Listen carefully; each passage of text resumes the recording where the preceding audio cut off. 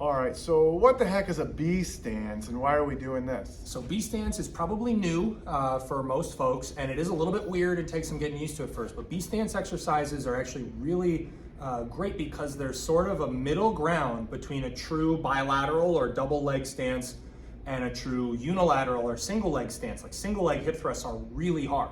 So what we're doing with a B stance is we have one leg, the A leg, the working leg, that's doing as much of the work as possible. And then we have the B leg that's essentially just serving as a kickstand, where the working leg should be doing like 80% of the work, and the other leg is just helping us with a little bit of stability like the kickstand of a bike.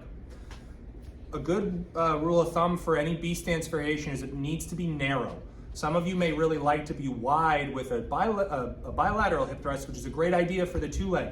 But when we're that wide on the B stance, we can't control the weight and it winds up being 50-50. So we've got to sort of be narrow in line with our hips. And I'm gonna drop the camera just a little bit so you can see Dr. Spencer's feet.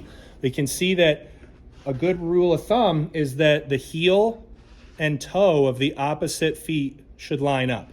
That tells us we're in a good spot because we don't want the kickstand leg to be too far or in front or too far behind. And you can see here, Dr. Spencer's toes are off the ground on the kickstand leg, so he can really focus on his working leg, doing as much of the work as possible. Some people prefer to put the dumbbell right on their lap, like this. Some prefer to put it on the working leg. That's fine too. It's whatever feels most comfortable for you.